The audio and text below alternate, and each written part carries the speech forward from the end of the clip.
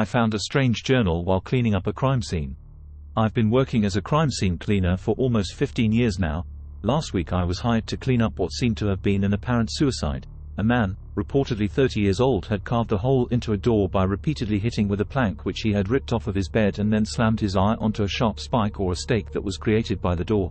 His body was not discovered until over a month later, when his landlord sent a wellness check to his house after he had not paid his rent for over a week.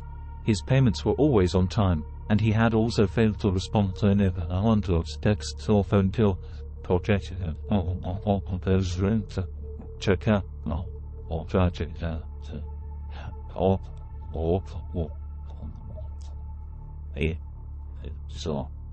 The job itself was not too bad. Well, at least it was not as bad as most cases like this are. Thankfully, the door was already removed, and the man's corpse had been sent off for an autopsy, just in case of a possible homicide. While there weren't any signs of a forced entry, the man's bedroom, which he was found in, had been totally trashed. A desk had been flipped onto its side with a few books, a laptop, and a cup of coffee laying on the floor beside it. The coffee that was spilled from the cup stained a small circular off-white rug that lay in the middle of the room. The color of the stain matched the color of the rotting bodily fluids that flowed from the man's final resting place to the rug. The man's bed, too, had been flipped upside down and had one of its legs removed, which, as I previously mentioned, was used to carve a hole into the bedroom door. The room itself did not have any windows, which further increased the speed and severity of his decomposition.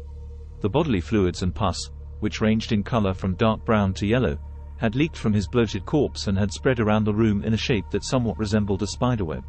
At the end of one of these tiny rivers of gore was a single small notebook. Most of the notebook was untouched by the rotting human remains, except for the bottom right corner of the last few pages. The journal was started a few days before the presumed date of the man's death and did not have anything of substance written in it, at least up until around 5 pages in. Entry 1. I started hearing the knocking like an hour ago at this point. At first, the knocks were so distant from one another that I thought it was my mind playing tricks on me, but now it's constant. Whoever's on the other side has been knocking non-stop without even a few second breaks for half an hour now, and it sounds like the interval between knocks is getting shorter. At this point, I think I have to intervene for a few seconds to mention that the autopsy results did not show any signs of drug use, and an entry early in the journal mentioned that the only mental illness he had was OCD, caused by childhood trauma that was caused by a break-in that led to the death of his mother.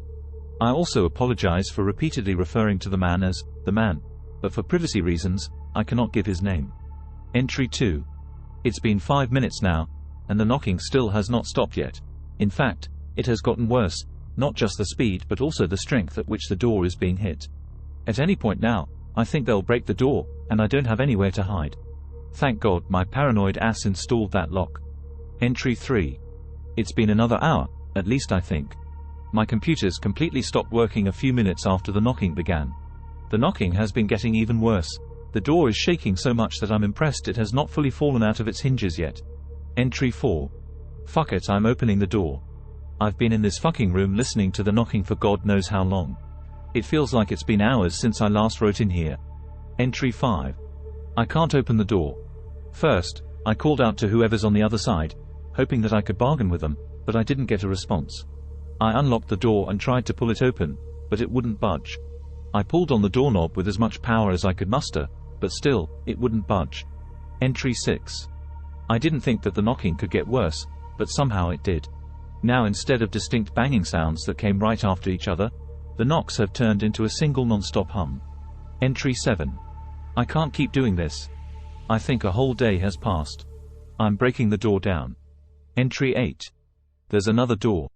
At first, I tried to break the door down just by running into it and punching it with no success. Then, I tried to break off a leg off of my desk once again with no success, but finally, I tipped my bed over and broke off a leg.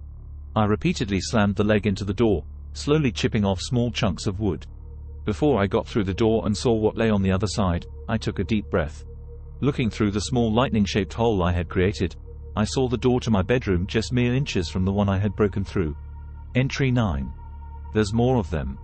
I carved the hole I created in the first door into the circle and then started working on the second door. Once I broke through that one, I was once again met with the same white door with the brownish gold-colored doorknob. None of the doorknobs work, neither for the inside nor the outside.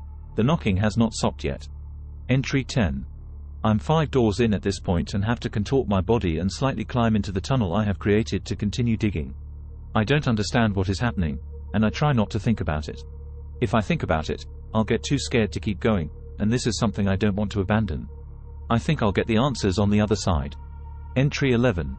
I think I'm on door 25 at this point, and I'm slowly running out of energy to crawl back.